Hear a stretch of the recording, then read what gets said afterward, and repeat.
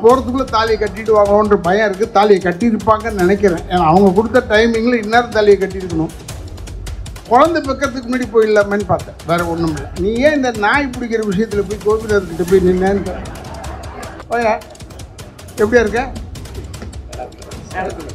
Very good. Very உனது Salem RRBA தானே? அப்போ சேலத்தில் இல்லாமல் வேறு எங்கே இருப்ப? என்னை வாழ வைத்துக் கொண்டிருக்கும் யூடியூப்பை சேர்ந்த அன்பு சகோதரர்களுக்கும் என்னுடைய நன்றி கலந்த வணக்கங்களை சொல்லி சேகர்கிட்ட சொன்னேன், சின்ன திரை என்பது கோவணம் கட்டிக்கிற மாதிரி, பெரிய திரை என்பது வேட்டி கட்டிக்கிற மாதிரி. ஏன்னா எனக்கு கொஞ்சம் டைம் ஆகிடுச்சு. இன்னொரு நான் போகிறதுக்குள்ளே தாலியை கட்டிட்டு வாங்கணுன்ற பயம் இருக்குது. தாலியை கட்டியிருப்பாங்கன்னு நினைக்கிறேன். ஏன்னா அவங்க கொடுத்த டைமிங்கில் இந்நேரம் தாலியை கட்டியிருக்கணும். குழந்தை பக்கத்துக்கு முன்னாடி போயிடலாமேன்னு பார்த்தேன், வேறு ஒன்றும் இல்லை என்று சொல்லி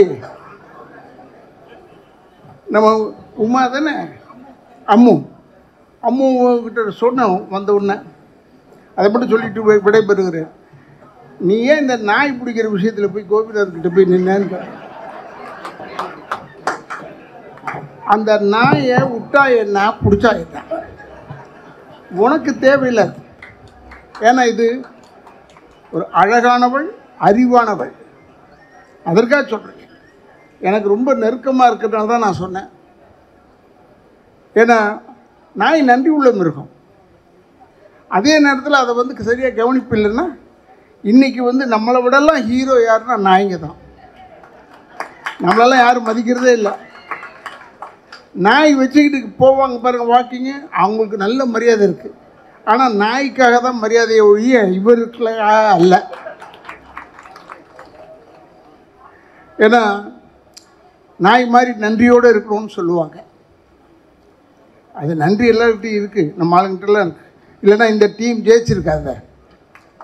நன்றி இருக்கிறதுனால தானே ஜெயிச்சது. ஏன் சொல்கிறேன்னா, ஒரு டாக்டர் சொல்கிறார், நாய் கடிச்சு மட்டும் ரேபிஸ் வரதில்லைங்க, பூனை எச்சப்பட்டால் கூட ரேபிஸ் வரும்னு. அப்போ நான் என்ன சொன்னேன், மொத்தமாக காலத்துக்கு மேலேயே வச்சுக்கிட்ட வேண்டியது தான், வேறு எதுலேயும் வர முடியாது. ஏன்னா இந்த பக்கம் போனால் பூனை இருக்குது, இந்த பக்கம் வந்தால் நாய் இருக்குது, என்ன செய்கிறதுன்னு கேட்டேன். இல்லை நாய்கிட்ட நம்ம இன்ஜெக்ஷன்லாம் போட்டு கரெக்டாக இருக்கணும். எந்த நாயே இன்ஜெக்ஷன் போட முடியும் இந்த தெருவில்? எத்தனை நாய்க்கு போடுறது? அவங்களும் அந்த இன்ஜெக்ஷன் போடணுன்றத இன்ஜெக்ஷனோடையே சுற்றுறாங்க. ஒரு நாய் கிடைக்க மாட்டுது.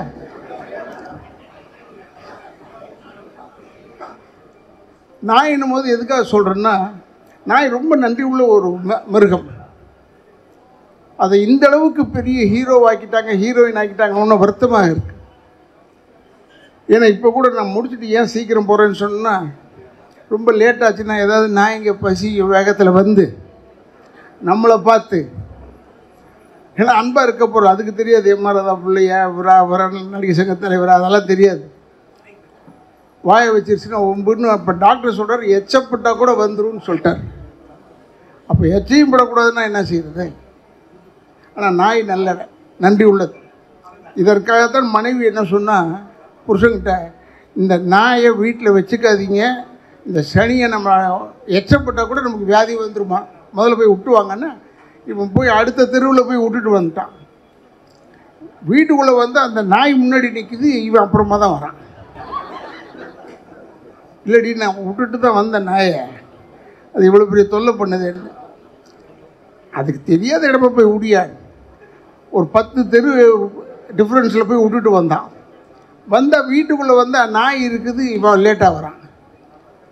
ஏடி இது இப்படி வந்துருச்சே, சரி வேறு ஊரில் போய் விட்றேன்னு சொல்லிட்டு ஒரு 300 கிலோமீட்டர் தள்ளி போய் விட்டுட்டு வந்தான். வரும்போது வீட்டுக்கு ஃபோன் பண்ணான், ஏண்டி அந்த நாய் வந்துருச்சான்னு கேட்டான். நாய் வந்துருச்சுங்க, அது இங்கே தாங்க இருக்குது. அங்கே தான் இருக்கா? அப்படின்னா அந்த நாய்கிட்ட கொஞ்சம் கேளு, நம்ம வீட்டுக்கு வர்றதுக்கு விலாசம் எப்படி வர்றது அதை மட்டும் கொஞ்சம் கேட்டு சொல். ஏன்னா அவனுக்கு தெரியல விலாசம், நாய்க்கு தெரியுது விலாசம். அதனால் நாயை இவ்வளோ தூரம் பண்ணி ஒரு ப்ரோக்ராமும் பண்ணி அதில் நம்ம குழந்தை போய் பேச, ஹவு கேன் தே டாக்னு பாதி பேர் கத்த, பாதி பேர் வந்து ஷீ கேன் டாக்னு சொல்ல. இப்போ நாய் டிபேட் ஆகிடுச்சு எல்லா இடத்துலையுமே. எங்கே போடணும் முந்தியெல்லாம் இப்படி நம்ம உள்ளே வந்தோம்னா என்னென்ன, எந்த ஷூட்டிங்லேருந்து வரீங்க, அப்புறம் எந்த ஊர்லேருந்து வரீங்க, இப்போ எப்படி இருக்கீங்க, ஹெல்த் எப்படி இருக்குது, அதெல்லாம் கேட்பாங்க. பட் இப்போ அதெல்லாம் கேட்குறதில்ல. ஏன்னா அந்த நாய் தொந்தரவு உங்கள் தெருவில் இருக்கா, இருந்தால் என்ன செய்ய போகிறோம், இல்லை இருந்தால் அதுக்கு ரெமெடி இருக்குது. நாயை பிடிக்கவே கூடாதுன்னு சொல்கிற ஒரு பெரிய குரூப் இருக்காங்க போது, ஆனால் அவங்க யாரும் காப்பாற்ற போகிறதில்ல. நான் ஏன்னு சொல்கிறேன், இது அம்முவை சொல்ல, பொதுவாக சொல்கிறேன். அதனால் தயவுசெய்து நீங்கள் நம்ம யூனியனுக்கும் புது டீமுக்கும் நாம் ஒரு நல்ல நாயாக இருக்க வேண்டும், நன்றியோடு இருக்க வேண்டும் என்று சொல்லி,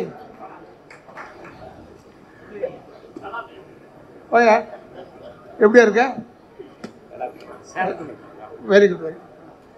உனது சேலம் ஆர்ஆர் பிரியாணி தானே? அப்போ சேலத்தில் இல்லாமல், அப்போ சேலத்தில் இல்லாமல் வேறு எங்கே இருப்ப என்று சொல்லி, அத்தனை சகோதரர்களுக்கும் பத்திரிகையாளர் அன்பர்களுக்கும் என்னை வாழ வைத்துக் கொண்டிருக்கும் யூடியூப்பை சேர்ந்த அன்பு சகோதரர்களுக்கும் என்னுடைய நன்றி கலந்த வணக்கங்களை சொல்லி, சேகர்கிட்ட சொன்னேன், அந்த ஒரு நடித்தவங்க நின்றுட்டு இருந்தாங்க, அவங்களுக்கு பின்னாடி நிற்போம், ஏன்னா எப்படி ஃபோட்டோ எடுத்து போட்டுருவான், அவனுக்கு ஒரு பெண் தான் வேணும் முன்னாடி. அதனால் அவங்களே ஆட்டோமேட்டிக்காக நின்னாங்க, சந்தோஷமாக நாங்களாம் நின்னாங்க. ஏன்னா எங்கள் முன்னில் போட ரொம்ப தேஞ்சு போயிடுச்சு முகம். தானு சார்கிட்ட, பெரிய தயாரிப்பாளர் தானு அவர்களை பற்றி இப்போ பேசுகிறேன். ஏன் என்னை போடலை, இந்த ரஜினி சார் படம்னு எடுத்தாங்களே, துப்பாக்கியோ ஏதோ ஒரு படம் எடுத்தாங்க, எனக்கு தெரியல, இந்த ஃபஸ்ட்டு படம். அப்போ சொன்னார் தானு, ஒரு நாள் இருக்குது ஒர்க், முடிச்சுட்டு வந்துடுறீங்களா? இந்த ஒரு நாள் வந்து ரஜினிகாந்த் படத்தில் நான் நடித்ததே இல்லை. நடித்தா 10 நாள் 15 நாள் நடிப்பேன். நீ வந்து ஒரு நாளைக்கு கூப்பிடுறியான்னு சொல்லிட்டு நான் கொஞ்சம் ஒரு மாதிரி, ஏன்னா நான் வந்து எப்பவுமே அன்பாக பேசக்கூடியவன், அது உங்களுக்கு தெரியும். எதுக்கு சொல்லிட்டுன்னா சொல்லிவிட்டு வந்துட்டேன். பட் மேடையில் நான் பார்த்தது, ஐ திங்க் இது ஏதோ ஒரு கார்டன் ஒன்று இருந்தது, அங்கே ரஞ்சித் உட்காந்துருந்தார், அவருடைய படம் தான் நினைக்கிறேன் அது, இல்லை அவர் டைரக்டர் தான் சொன்னார், எல்லாம் புதுமுகமாக இருக்கணும் சார் ரஜினி சாரோட. நான் சொன்னேன், இருக்கிறதுலே பழைய முகம் ரஞ்சித்து ரஜினி தான், இருக்கிறதுலே பழைய முகம், அவரை போய் போட்டிருக்கே, எங்களை போடுறதுக்கு இவ்வளோ யோசிக்கிறீன்னு சொன்னேன். இதெல்லாம் எதுக்கு சொல்கிறேன்னா, அவங்கவுங்க திறமைகளுக்கு எது செஞ்சாலும் முதல்ல நான் தான். இந்த டாக்டர் ஷர்மிலா இருக்காங்க, அவங்க வசந்த் எல்லாருமே என் வீட்டுக்கு வந்து, நம்ம சின்னத்திரை நடிகர் சங்கம் ஆரம்பிக்கிறோம்னா எப்படி சொல்கிறீங்கன்னு நான் சொன்னேன். நல்ல விஷயந்தான் சொல்லிவிட்டு, இந்த சின்னத்திரை நடிகர் சங்கம் ஆரம்பிப்பதற்கு ஒரு கத்தாவாக இருந்தவன் நான். அதனால் நான் சொன்னேம்மா, நீங்கள் பார்த்துங்க, அதெல்லாம் நான் வர முடியாது, நான் ஏற்கனவே நடிகர் சங்கத்தில் இப்போ தலைவராக இருந்தேன் அப்படின்ட்டு சொல்லிவிட்டு பார்த்தா, இன்றைக்கி மேடையில் சொன்னேன், நடிகர் சங்கத்தில் மீட்டிங்கில் சின்னத்திரைக்கு சொன்னேன், சின்னத்திரை என்பது கோவணம் கட்டிக்கிற மாதிரி, பெரிய திரை என்பது வேட்டி கட்டிக்கிற மாதிரி, ஆனால் ரெண்டுமே மானத்தை மறைப்போம், ரெண்டுமே மானத்தை மறைக்கும் அப்படின்னு சொன்னால், இப்போ இந்த வேட்டி கட்டுறவங்க பூரா அவுத்து விட்டுட்டு நாங்கள் கோமணத்தோடையே போய் பார்க்குறோங்க, ஒரு முயற்சி பண்ணுறோம், ஏன்னா எங்களுக்கு படம் வந்துடும் அப்படின்ற அளவில் இப்போ கோமணத்துக்கு நல்ல மரியாதை. அதனால் நான் சந்தோஷப்படுறேன், ஏன்னா இதில் ஒரு அங்கமாக இருக்கிறேன் நான், எனக்கு ரொம்ப சந்தோஷமாக இருக்கிறது. மற்ற உள்ள அனைவர்களுக்கும் இது, ஏன்னா பேசுகிற நேரத்தை விட இது சாப்பிட்ற டைம் இது. அதனால் அப்படி சொல்லி, தயவுசெய்து ரொம்ப நேரம் எடுத்துருந்தா என்னை மன்னிச்சுக்குங்கன்னு சொல்லி, என்னுடைய அன்பு சகோதரர்களுக்கு வணக்கம் சொல்லி, வெற்றி பெற்றவர்களுக்கு என்னுடைய வாழ்த்துக்களை சொல்லி, என் குடும்பத்தின் சார்பாகவும் திராவிட இயக்கங்கள் சார்பாகவும் நன்றி கலந்த வணக்கங்களை கூறி விடைபெறுகிறேன். நன்றி, வணக்கம்.